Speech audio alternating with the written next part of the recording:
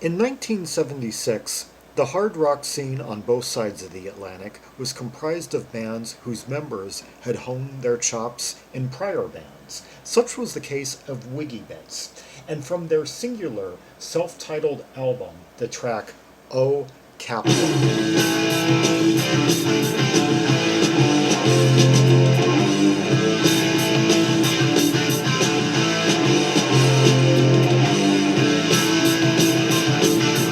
Really kind of like taking off into full flight type of riffage.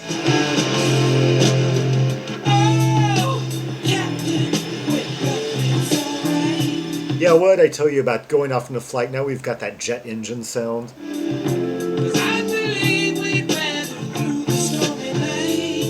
I love those slick riffs they throw in here. How we have such a change, like in cadence and in volume from the intro to the verses, where it gets a bit more refined, laid back, and we're hearing the really lyrical, the really like melodic voice of Peppy Castro, who had been around in quite a few bands at this point. More on that later. The ship is a shambles, it's twisted. Oh, and I love those kind of sliding guitar licks.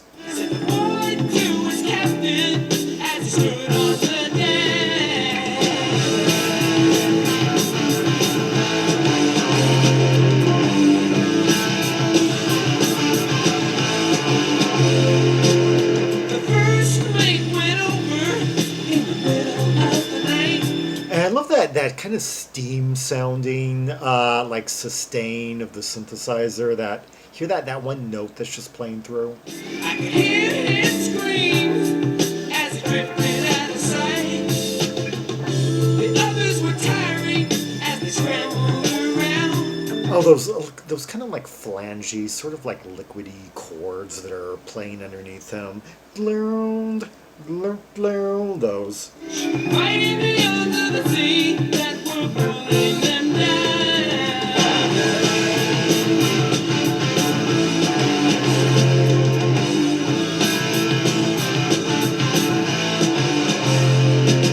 A stranded ship is a prisoner, caught by an angry sea, locked in the arms of the ocean, trying to find a way.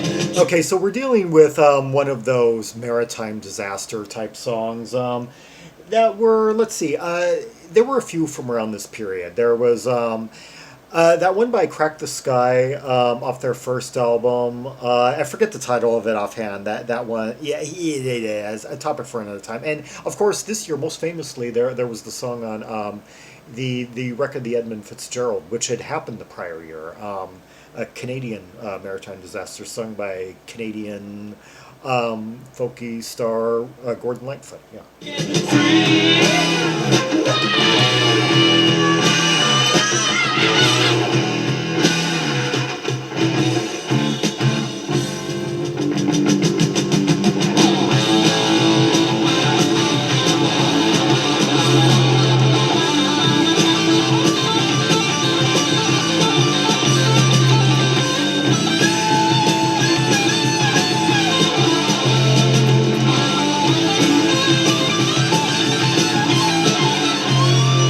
Wow, really cutting it up there on guitar. That was Richie Cerniglia on guitar, and he had played. Let's see, he had been in The Illusion, an American psychedelic rock band. Put out two albums, circa 1969, 1970, and he played on one cut on. At least one cut on War Babies, Hall & Oates' third album, which came out in 1974, the Todd Rundgren produced album.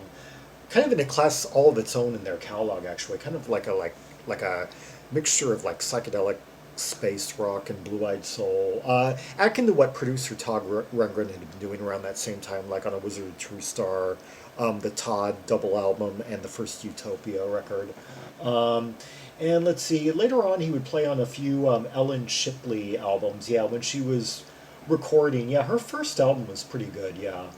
And she later, of course, achieved greater success as a songwriter for others. And he appeared 10 years later in the one-off Aviator, an American AOR band, not to be confused with the supergroup, the UK supergroup Aviator that I've covered in one segment already.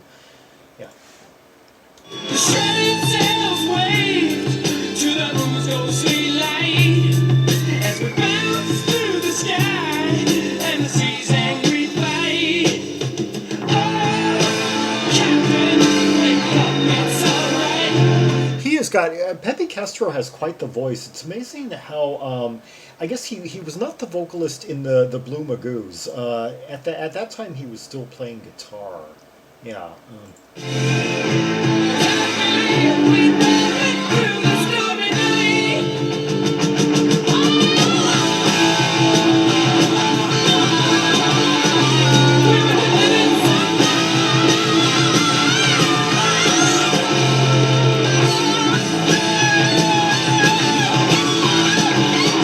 I don't know exactly what happened in the lyrics. I just kind of vaguely know what's going on, but this sounds pretty horrific here.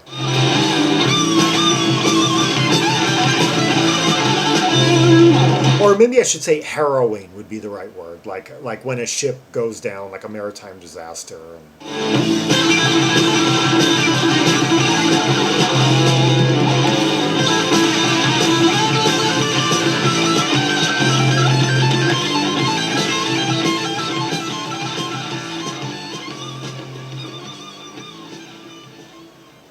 I'm picturing like a nighttime scene, like where the ship, gets impaled and it's like capsizing, and it's like a stormy night in the middle of the ocean, and there are people like trying to get on the there's crew trying to get on the lifeboats, and there are people falling over, and just the horrors of that, like where the ship basically turns into a monster.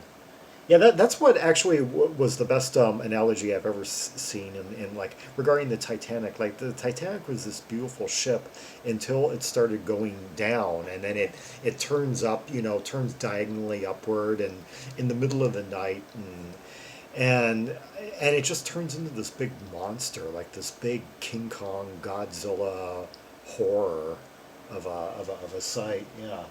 Oh Captain by Wiggy Bits from their self-titled singular album. Let's hear another track from the album, kind of more of an epic piece in two parts that starts out with the aptly titled Wiggy.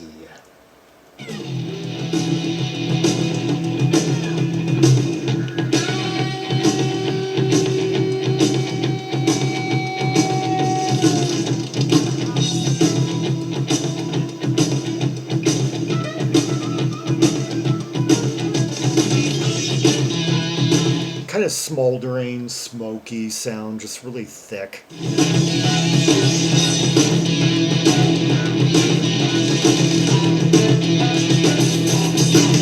In a way, this kind of makes me think of the band Paris, the Bob Welch band that put out 2 albums the same year as this. Except I was a little bit disappointed by the songwriting in those. I could barely come up with an album's worth of good material out of 2. But I don't know, a topic.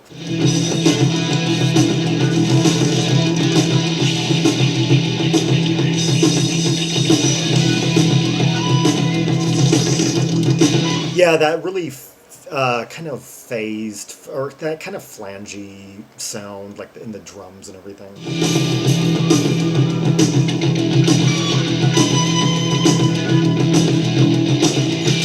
It feels like a big dust, like all this dust and dirt being kicked up into the air, kind of.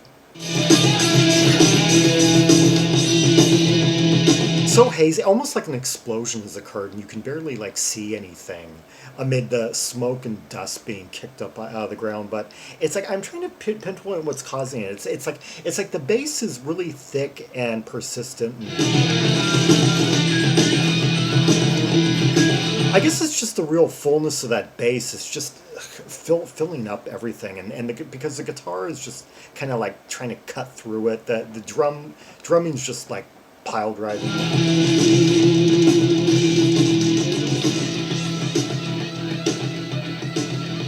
And now it's clearing.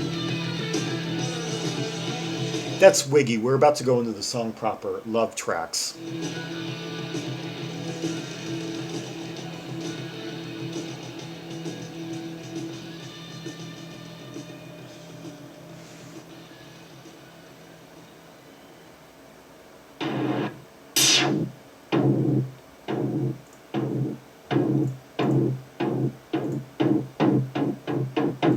It's about time I introduced the bassist Dennis Santiago, who, according to Discogs, has no credit beyond before or since this album.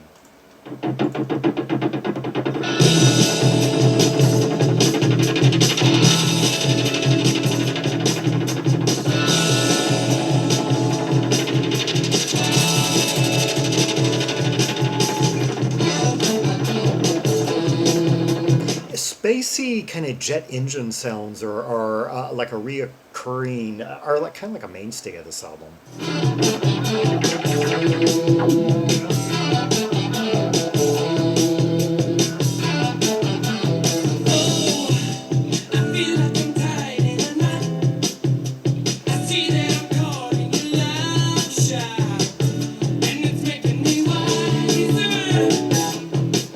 He has Peppy Castro has a real set of pipes, and I've already covered another song with him on it. The balance video I did a few months ago. Haunting. In from 1981. Yeah, off their first album. Yeah, go check that out.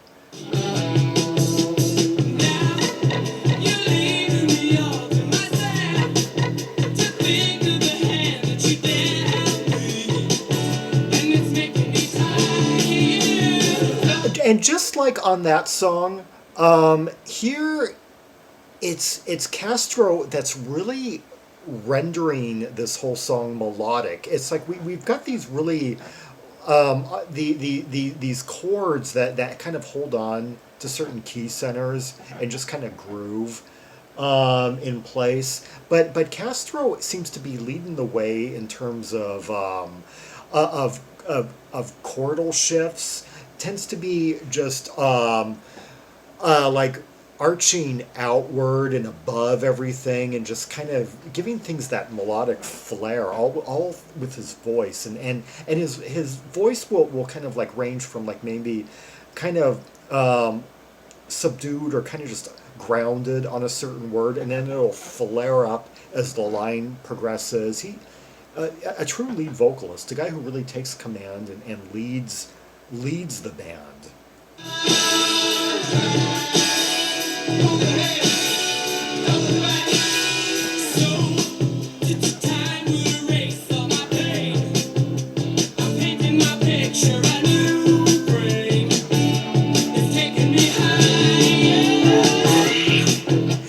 You hear that? Oh my God, he can really rasp and belt it when he wants to. He can croon and he can kind of belt if he wants to, and I just love that kind of driving bass, driven like figure that we got going here, like.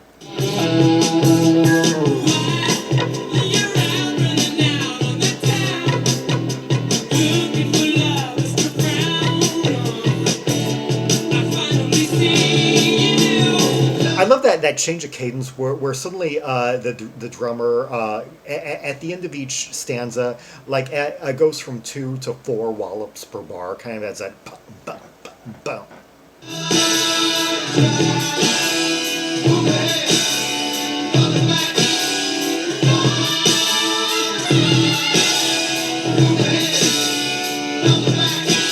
And this really kind of open cadence, like chorus, like chanting.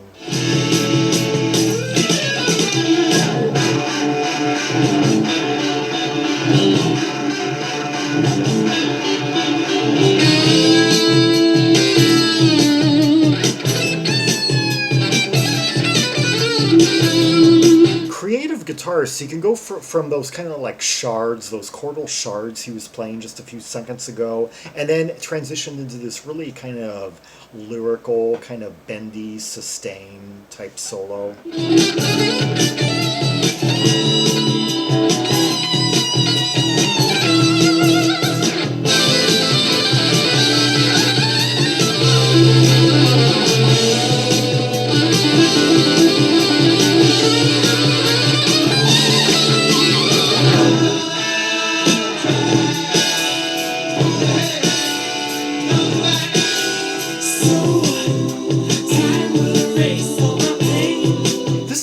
of its time for 1976. I swear, I'm getting kind of more of like a. Well, okay, there are certain parts in sound wise, certain effects that are of its time, but other than I guess take away some of the spaciness and just kind of slick up the production more, and I could totally imagine this on the first Balance album from that came out 5 years later. Painting my picture of you, friend. I finally see you. I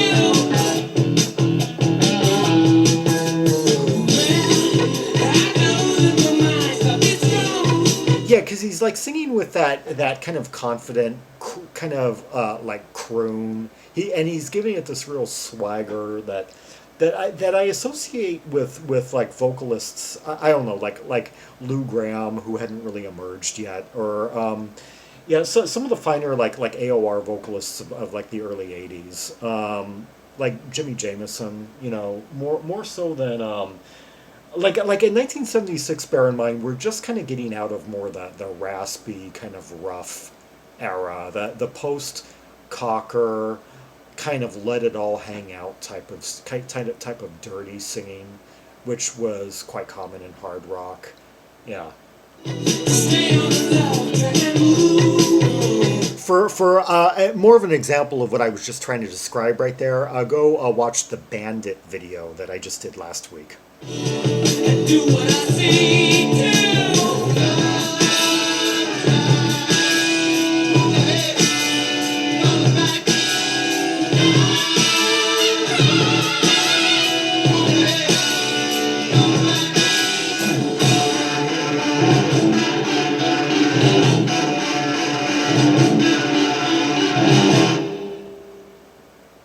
Yeah, even some kind of vaguely kind of well, that fractious, that kind of like plomping bass right there at the end of those fractious chords. I even though I don't really use the term very often, kind of prescient to the coming post-punk. Yeah, hearing some arrangements that are like kind of like almost an antecedent to like Gang of Four or something. Certain moments of theirs anyway. Yeah, that was Wiggy Bits with Wiggy/Love Tracks, kind of two-parter off the 1976 Wiggy Bits album on Polydor, the band's sole release. Yeah, Peppy Castro, this being his mid-70s stop on the ongoing musical train, having played in Blues Magoos during the late 1960s, and Barnaby By in the early 1970s, putting out two albums with that band with the Alessi twins, who later had a soft rock hit as a duo. And after Wiggy Bits, he would go on to front Balance for two albums during the early 1980s. And let's see, who else? Let's see, drumming on this album, Mike Ricciardella. Yeah, obviously, very Italian names on this. And he has 30 credits according to Discogs. He was also in Barnaby By and would go on to the band Network for a couple of albums later in the decade. Oh, and he's also credited as he was also in Illusion. So I guess he was the connection between the two other guys, between Richie Cerniglia and Peppy Castro. He was the connection. Yeah. Anyway, Peppy Castro's real name is Emil Thielheim. Yeah, and both names are used in the credits on the Wiggy Bits album. Yeah. Anyway, for more Rubies and Sapphires from the Wiggy Bits album, see the directory of albums from 1976 linked in the description below for Red Hot tracks and purples from this very Red Hot album. On the second to the last page, I believe page 16.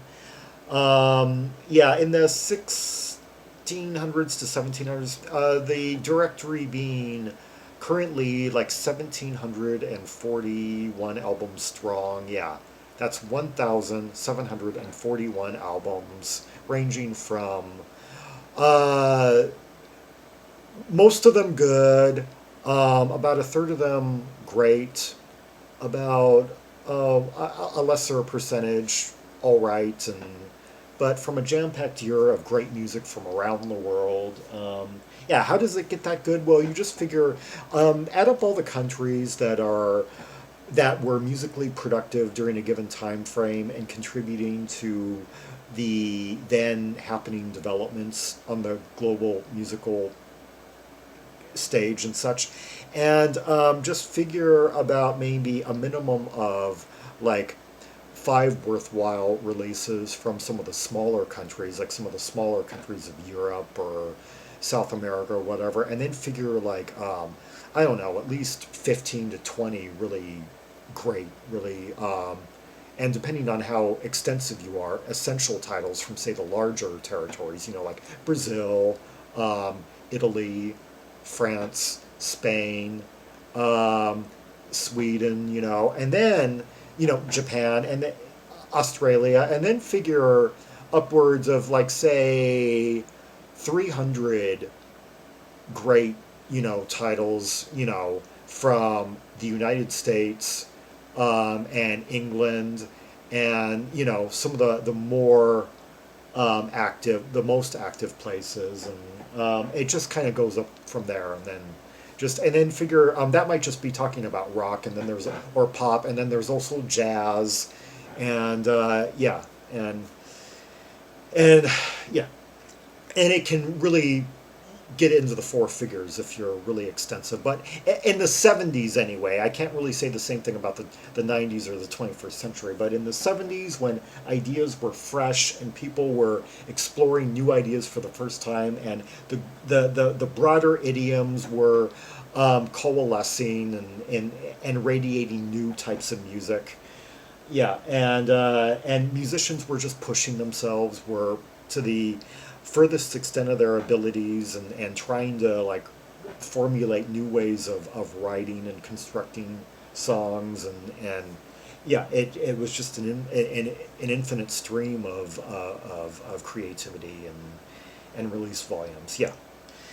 Anyway, like and subscribe, follow me on social media, and leave a comment if there are any observations you have about the two tracks we just heard: the lyrics, the layers, the instrumentation, the sound effects, the soloing, who had the best parts, the best moments, the riffs that stood out, the vocals, which vocals resonated. If you paid a bit more attention to the lyrics front to back than I did, or if you happen to know them by heart, or if you have access to a lyric sheet, yeah, and you there's a point you want to make about them, the message, yeah, leave a comment about that. And until next time, this is Zaragon, the world's most ear-traveled trimaximalist, signing off.